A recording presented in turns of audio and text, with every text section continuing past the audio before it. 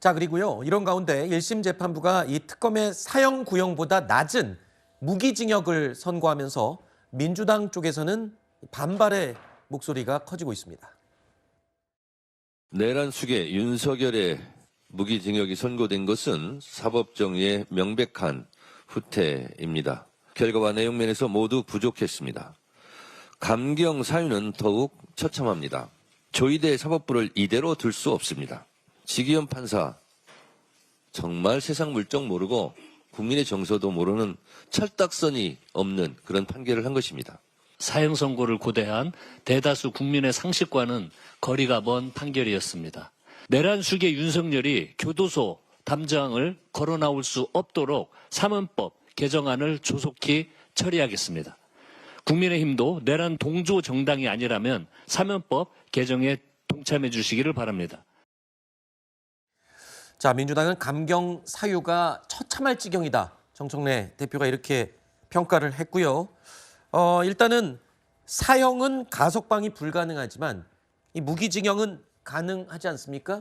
그래서 이 가석방 자체를 못하게 하는 법을 또 준비하고 있다고요?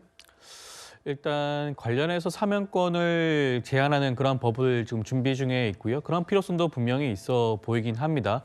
물론 헌법상의 대통령의 사면권이 보장이 되긴 하지만 헌법에 따른다고 하더라도 법령에 따라서 사면권을 행사하게 되어 있습니다. 그렇기 때문에 위헌적인 그런 부분과 요소에 대해서만큼은 그는 검토를 통해서 사면권을 제한하는 그런 법에 대한 통과가 충분히 가능한 것으로 보여지는 것이고요. 네. 더욱더 큰 문제가 되는 것은 지기현 재판부가 터무니없는 내용을 통해 가지고 사형이 아닌 무기징역을 선고했다는 부분입니다. 네. 사실상 감형 사유는 존재하지 않거든요.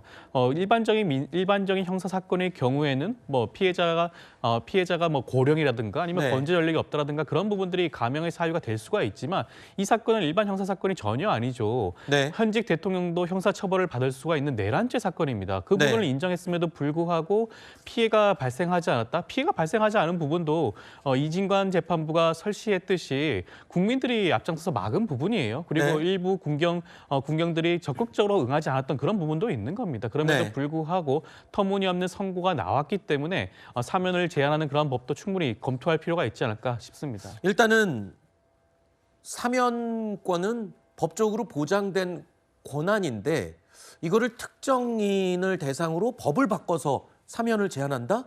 이렇게 되면은 또 위헌 소지도 있는 상황 아닌가요? 그러니까 민주당이 지금 추진하겠다는 법은 내란죄에 한해서 아마 사면을 제한하는 법을 추진을 하는 걸로 알고 있습니다. 네. 이게 왜 법적으로 위헌 소지가 나오게 되냐면 대통령의 사면권은 헌법상 권한입니다. 네. 그런데 이제 그 헌법상 권한을 법률로서 제한하는 게 가능한가? 네. 그러니까 헌법에서 규정되어 있는 거를 법률에서 고치는 것. 예를 들어 헌법에 검찰총장이라는 명칭이 있는데 법률로 검찰총장을 이름을 바꾸는 것. 이것이 가능한가? 한동안 위헌 그랬죠. 소지가 있는지가 논쟁이 되지 않았습니까? 그래서 똑같은 논란의 대상이 그 법적으로는 될 수는 있습니다. 그렇기는 하지만 이러한 부분들에 있어서 민주당의 이러한 주장들이 조금 앞뒤가 안 맞는 면은 있습니다. 왜 그러냐면 과거 5.18 12.12 사건 때 우리 당이죠. 우리 당의 전신에서 그 출범한 정부인 김영삼 정부에서 5.18 12.12 사건을 단죄를 했는데 네. 당시 전두환 대통령에 대한 사면은 김대중 대통령 당선자의 요구에 의해서 이루어졌던 것이죠. 그때. 네. 그러니까 뭐 국민화합 이런 내용들이 그때 명분으로 다뤄졌습니다. 그래서 전두환 대통령에 대한 사면도 김대중 대통령이 민주당의 전신이라고 안 할 수가 없잖아요. 민주당을 통해서 이루어졌던 것을 생각해 본다면 네.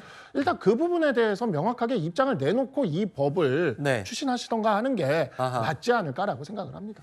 알겠습니다.